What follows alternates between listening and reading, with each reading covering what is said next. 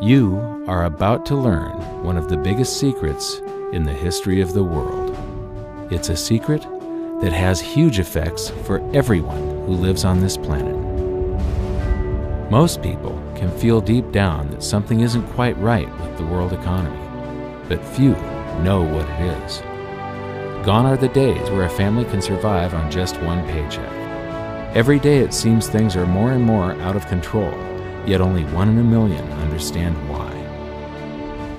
You are about to discover the system that is ultimately responsible for most of the inequality in our world today. The powers that be do not want you to know about this, as this system is what has kept them at the top of the financial food chain for the last 100 years. Learning this will change your life because it'll change the choices that you make. If enough people learn it, it'll change the world because it'll change the system. For this is the biggest hidden secret of money. Never in human history have so many been plundered by so few, and it's all accomplished through this, the biggest scam in the history of mankind.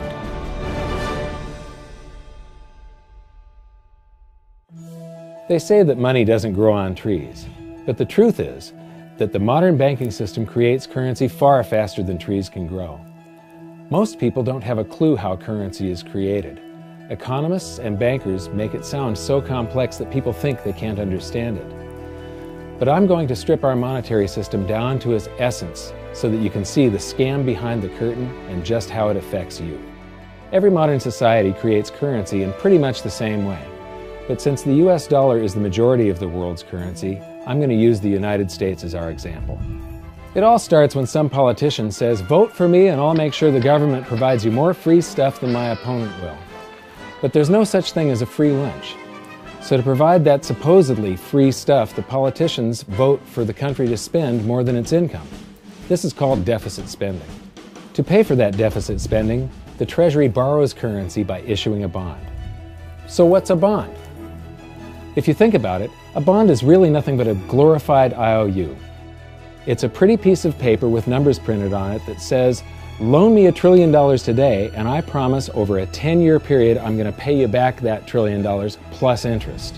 But what you need to understand is that Treasury bonds are our national debt. These glorified IOUs are to be paid back by you and I and our descendants through future taxation. Therefore, when the government issues a bond, it steals prosperity out of the future so that it can spend it today. The Treasury then holds a bond auction, and the world's largest banks show up and compete to buy part of our national debt and make a profit on it by earning interest. You'll notice that as we move through this process, the big banks are there, taking a cut every step of the way. This isn't by chance, as you'll see shortly. Then, through a shell game called open market operations, the banks get to sell some of those bonds to the Federal Reserve at a profit. To pay for the bonds, the Federal Reserve opens up its big old checkbook and writes bad, bogus, counterfeit checks that should bounce because they're drawn on an account that always has a zero balance. There isn't 1 penny in there. To quote from the Boston Federal Reserve, "When you or I write a check, there must be sufficient funds in our account to cover that check. But when the Federal Reserve writes a check, there is no bank deposit on which that check is drawn. When the Federal Reserve writes a check, it is creating money." The Fed then hands those checks to the banks, and at this point, currency springs into existence. The banks then take that currency and buy more bonds at the next Treasury auction. But what is a check? A check is also an IOU. When you write a check, you're making a note that says, "Here's my IOU for cash. All you have to do is go to the bank and pick it up." Now, it's very, very important that you understand this process because we're going to come back later and show you the devastating effect this has on you. The Treasury issues IOUs, bonds. The banks then buy those IOUs with currency. The Federal Reserve then writes IOUs, checks, and hands them to the banks in exchange for the Treasury's IOUs, the bonds. And currency is created. So what's really happening is the Federal Reserve and the Treasury are just swapping IOUs, using the banks as middlemen, and abracadabra, presto, currency magically springs into existence. This process repeats and repeats over and over again, enriching the banks and indebting the public by raising the national debt. The end result is that there's a buildup of bonds at the Federal Reserve and currency at the Treasury.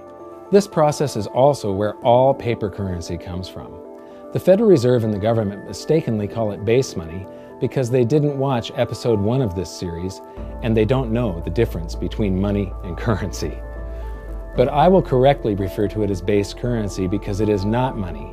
It is currency, and as we've learned, there is a big difference. Money has to be a store of value and maintain its purchasing power over long periods of time.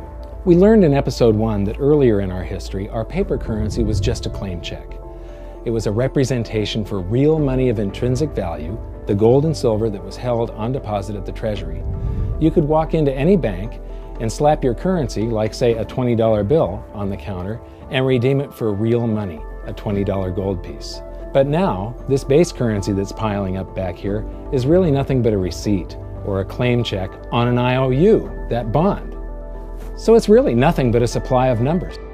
The Treasury then deposits the newly created currency into the various branches of the government, and the politicians say, "Hey, thanks for that." And the government does some deficit spending on public works, social programs, and war.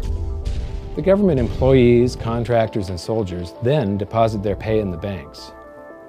Now, this may come as a shock to you, but when you deposit your currency with the bank, you're not actually depositing it into an account to be safely held in trust for you.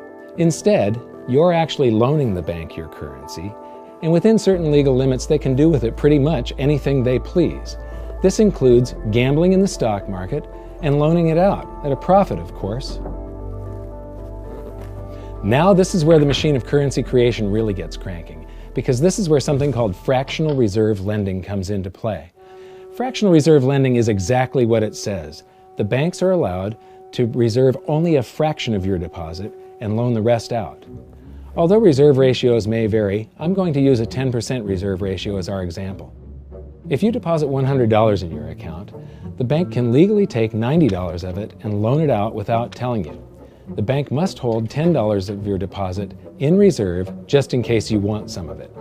These reserves are called vault cash. But why does your bank account still say you have $100 if the bank has stolen $90 of it?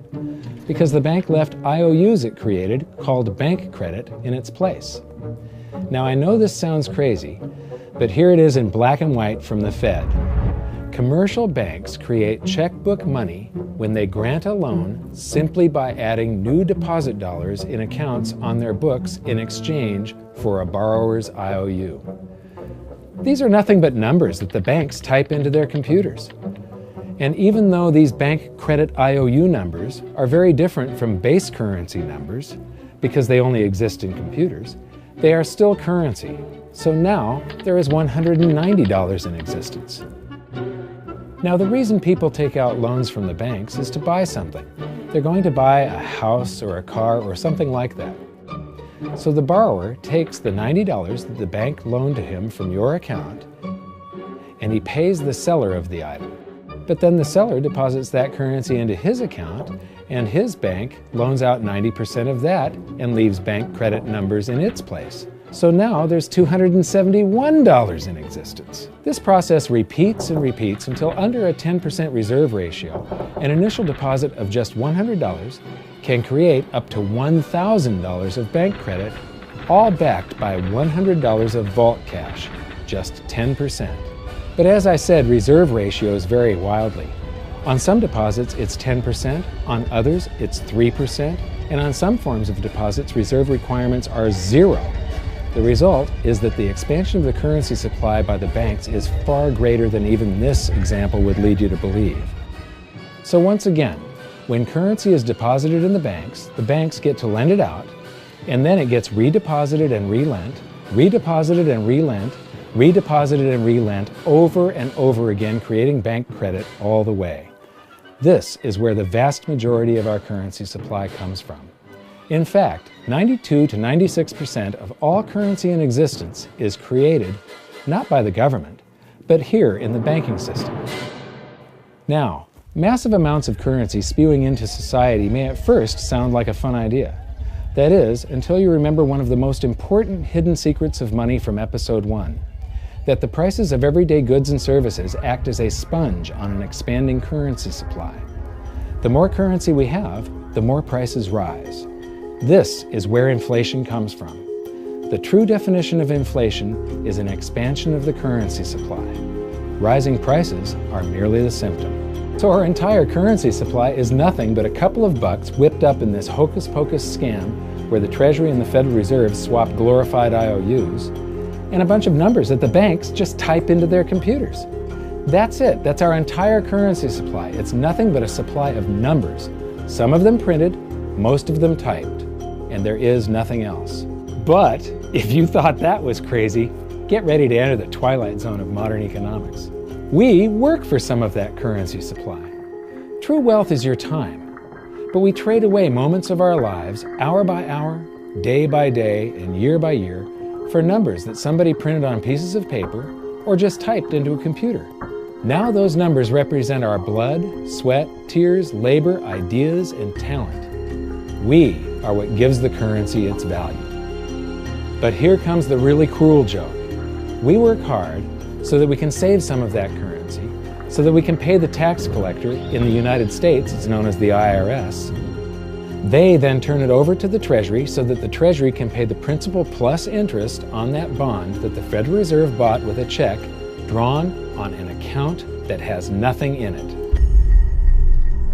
Now let's do a recap on this section, because this is where the system begins to rob you and I on a massive scale. Much of our taxes are not used for schools, roads, and public services, but to pay interest on bonds that the Federal Reserve bought with a check drawn on an account that has nothing in it. The Federal Reserve is committing fraud. But here's one of the biggest secrets of them all. Before the establishment of the Federal Reserve, there was no need for personal income tax. The Federal Reserve was created in 1913, and that very same year, the Constitution was amended to allow income tax. Do you really think this was just a coincidence? Ask yourself how much income tax you've paid over your lifetime. Much of it has been silently siphoned away into the hands of those who own the system. Yes, this system has owners. Who they are is an even bigger secret that we'll get to shortly. But first, we need to understand the mumbo-jumbo of the so-called debt ceiling. It's all based on a huge paradox. There was interest due on that bond, and there was interest due on every one of those loans that the banks made.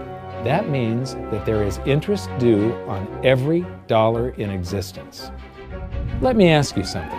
If you borrow the very first dollar into existence, and that's the only dollar that exists on the planet, but you promise to pay it back plus another dollar's worth of interest, where do you get the second dollar to pay the interest? The answer is that you have to borrow that one into existence and promise to pay it back with interest as well. So now there are $2 in existence, but you owe $4, and so on and so on. The result is there's never enough currency to pay the debt. There is always more debt in the system than there is currency in existence to pay the debt. Therefore, the whole system is impossible. It is finite. It will come to an end one day. What would happen if the government stopped borrowing to do deficit spending? Are the payments on those treasury bonds going to stop? What would happen if the public stopped borrowing and going deeper into debt? Are your house and car payments going to stop? No. There is a payment due every month on the principal plus the interest on every dollar in existence, and those payments do not stop. If we stop borrowing, then no new currency is created to replace the currency that we used to make those payments. Whether you're making a payment on a loan or paying tax to make a payment on a bond, the portion of the payment that goes to pay off the principal extinguishes that portion of the debt. But the debt also extinguishes the currency. Currency and debt are like matter and antimatter. When they meet, they annihilate each other. If we just pay off the principal only on all the loans and bonds that exist, the entire currency supply just vanishes. So if we don't go deeper into debt every year, look what happens. The whole thing goes into a deflationary collapse under the weight of those payments. Politicians and pundits alike talk about balancing the budget, paying down the debt, and living within our means. They don't understand that that is deflationary. It is impossible to do under our current monetary system without collapsing the whole economy. This is why any talk of a debt ceiling is not only ridiculous, it's delusional. The system is designed to require ever-increasing levels of debt just to continue. And that's why politicians will always kick the can down the road and raise this so-called debt ceiling over and over again until the whole system finally collapses under its own weight. In other words, they don't want it to collapse on their watch. The Founding Fathers of the United States knew the dangers of central banking and fought to free themselves from this very thing. The Revolutionary War started out as a tax revolt, but now we must pay tax just to have a monetary system. Having just suffered through the hyperinflation of the continental dollar, which was printed into oblivion to finance the Revolutionary War, they understood the dangers of fiat currency and debt-based monetary systems. So to protect future generations from institutional theft and out-of-control government, they wrote into the Constitution that only gold and silver can be money for the simple fact that you can't print them. Our current system is not only unconstitutional, but it robs us of the liberty and prosperity our forefathers fought and died for. We are all feeling the effects of ignoring the Constitution right now. By forcing more currency into circulation, our purchasing power is diluted. Inflation is a slow and insidious stealth tax that is simply the result of this debt-based monetary system. This system empowers and benefits those who create the currency and receive it first, as they get to spend it into circulation before it has an effect on the economy. They're stealing purchasing power from you and transferring it to the banks and the government every hour of every day because of this false monetary system. And it's not like the people at the top don't know this. To quote the Federal Reserve, the decrease in purchasing power incurred by the holders of money due to inflation imparts gains to the issuers of money. This is a fraud. It is a pyramid scheme, it is a Ponzi scheme, it's a scam, and it's a lie. Our entire monetary system is nothing but a form of legalized theft. But here's the biggest con job of them all. The Federal Reserve is not federal, it has stockholders. There is no federal agency that has stockholders. What's a stockholder? A share of stock represents a percentage of ownership in a corporation. So the stockholders are the owners of that corporation. Therefore, the Federal Reserve is a private corporation with owners. And you can see it for yourself if you go to the Federal Reserve's website, and it will say, the stockholders receive an annual dividend of 6%. Now we know that the stock in the Federal Reserve was originally issued to the largest banks in the United States. But because of mergers and acquisitions through the years, you can't actually trace who owns the stock in the Federal Reserve. That's a very closely guarded secret. My guess would be that the owners are those primary dealers, the banks that get to make a profit by selling part of our national debt, those bonds, to the Federal Reserve, who buys them with a check from nothing. Then we pay tax to pay the principal and the interest on those bonds so that the Federal Reserve can pay the banks a 6% dividend. Don't be alarmed if you don't quite comprehend the deception of this system at first glance. Very few people do. It is purposely complex. The economist John Maynard Keynes once wrote, "By this means, government may secretly and unobserved confiscate the wealth of the people, and not one man in a million will detect the theft." I believe that presented correctly, anyone can understand this system, regardless of how complex it is. So let's do a recap and break it down even more. The way the system works is that, step 1, the government creates glorified IOUs. These bonds increase our national debt and put the public on the hook to pay it back.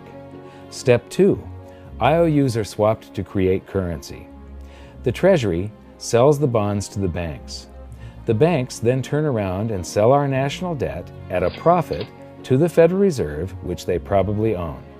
The Federal Reserve then opens its checkbook that doesn't have a penny in it and buys those IOUs with IOUs that it writes, checks, on a checking account that has a zero balance. Then they give those checks to the banks and currency just springs into existence, and then the whole process repeats. This results in a buildup of bonds at the Federal Reserve and currency at the Treasury, which is really just a supply of numbers. The Treasury then deposits the numbers in the various branches of the government, and we get to step 3. The government spends the numbers on promises, public works, social programs, and war. Then the government employees, contractors, and soldiers deposit their pay into the banks, and we get to step 4, where the banks multiply the numbers by magically inventing more IOUs through fractional reserve lending, where they steal a portion of everyone's deposit and lend it out. That currency gets redeposited, and then a portion is stolen again, and the process repeats over and over, magnifying the currency supply exponentially. Then we work for some of those numbers, which brings us to step 5, where our numbers are taxed. We pay tax to the IRS, who then turns our numbers over to the Treasury, so the Treasury can pay the principal plus the interest on bonds that were purchased by the Federal Reserve with a check from nothing. Then we get to step 6, the debt ceiling delusion. The system is designed to require ever-increasing levels of debt and will eventually collapse under its own weight because politicians always kick the can down the road. They don't want it to collapse on their watch. And finally, step 7, the secret owners take their cut. The world's largest banks own the Federal Reserve. Those banks make a profit selling our national debt to the Fed. They make a profit when the Fed pays them interest on the reserves held at the Fed, and the Fed pays them a 6% dividend on their ownership of the Fed. This system is fundamentally evil. It funnels wealth from the working population to the government and the banking sector. It is the cause of the artificial booms and busts of modern economies, and it causes great disparity of wealth between the rich and the working class. And it is only possible because we no longer use real money, we use currency. But worst of all, it is a form of enslavement. Bond is the root word of bondage. Whenever a government issues a bond, it is a promise to make us pay tax in the future. Nobody asked you if you wanted to pay tax today for the prosperity we all enjoyed in the last century. Nobody is asking our children if they want to work hard in the future to pay for the prosperity we're enjoying now. George Washington once wrote to James Madison, "No generation has the right to contract debts greater than can be paid off during the course of its own existence." By stealing prosperity from tomorrow so we can spend it today, we enslave ourselves and future generations. Now this all sounds pretty bad, but there is great hope, for you are the greatest threat to this false monetary system. This system relies on the public being ignorant of its workings. Please share this knowledge with everyone you know, because an informed public that fully understands the system can build a better future for generations to come. And now I leave you with this quote, widely attributed to a former director of the Bank of England. The modern banking system manufactures money out of nothing. The process is perhaps the most astounding piece of sleight of hand that was ever invented. Banking was conceived in inequity and born in sin. Bankers own the earth. Take it away from them, but leave them the power to create money and control credit, and with the flick of a pen, they will create enough money to buy it back again. But if you want to continue as the slaves of bankers and pay the cost of your own slavery, let them continue to create money and to control credit.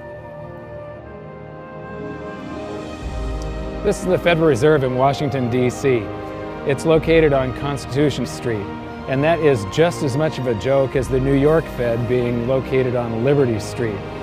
Both of them are unconstitutional, both of them limit our liberty, and they transfer wealth away from us every second of every day to the Federal Reserve, to the government, and to the banking sector.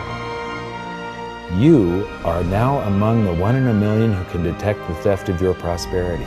So the big question is, what can you do about it? 1. Watch this video until you can describe and teach it to others.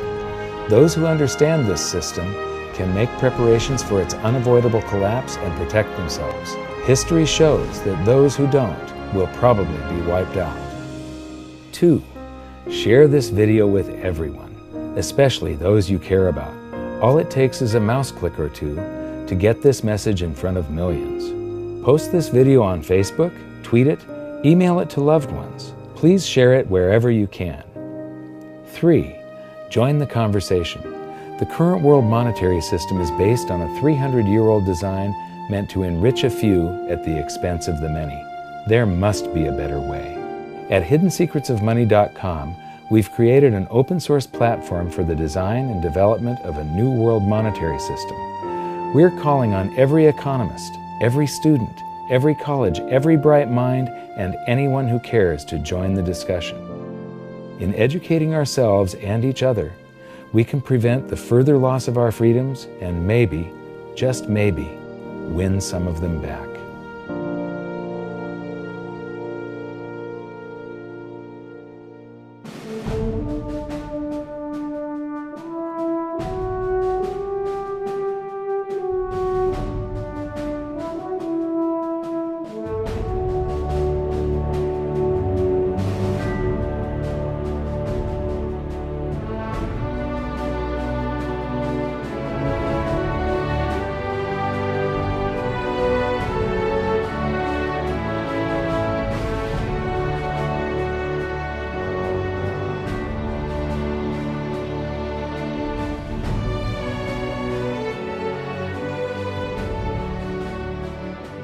I think your episode 4 is very beneficial, very helpful. It's going to introduce these ideas to a lot of people, and like I've just been talking about, we have to change people's mind, and the more they understand it, the better. And I think we're at this point now where more people in the last several years, 4 or 5 years, have thought about the Fed than they ever have in the previous 95 years. So I think an explanation and diagrams to show it is very helpful, because quite frankly, they're not going to get it in their grade school, they're not going to get it in their high schools, they're not going to get it in college unless they're in a very rare circumstance to understand how this works. You know, for years before I got involved in really studying gold and some of the things I write and talk about today, I was a monetary economist for decades. You know, in your video, you talk about the primary dealers. I was chief counsel and chief credit officer of one of the largest primary dealers for 10 years. So I had an inside seat on the Treasury market and have the privilege of working with several former vice chairmen of the Board of Governors, Manley Johnson and David Mullins, going back to the 80s and the 90s. So I'm very immersed in what you were talking about, and I thought it was extremely accurate, extremely clear. I didn't think you were stretching on any points. It was really like something out of a PhD course, except that it was very easy to understand. I think it's accessible. I think we're seeing a little bit of a revolution in communications in the following sense. You know, as you point out, the Fed was created in 1913. Well, in 1913, there was no web, there was no YouTube, no Twitter.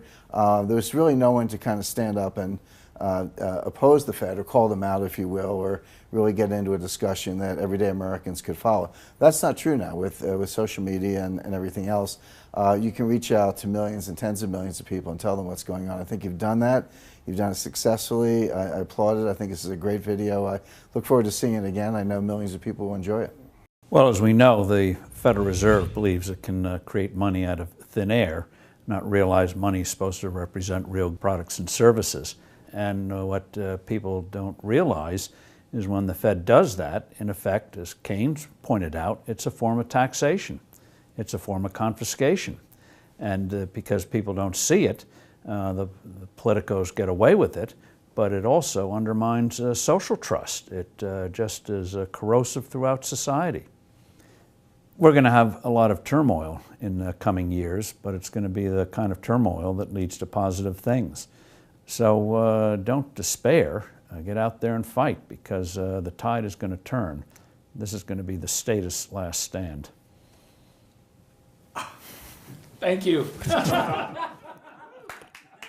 This episode of Mike Maloney's Hidden Secrets of Money was brought to you by GoldSilver.com and the new Silver Pegasus Round. To learn how to protect your family and turn the coming economic storms into opportunity, visit GoldSilver.com.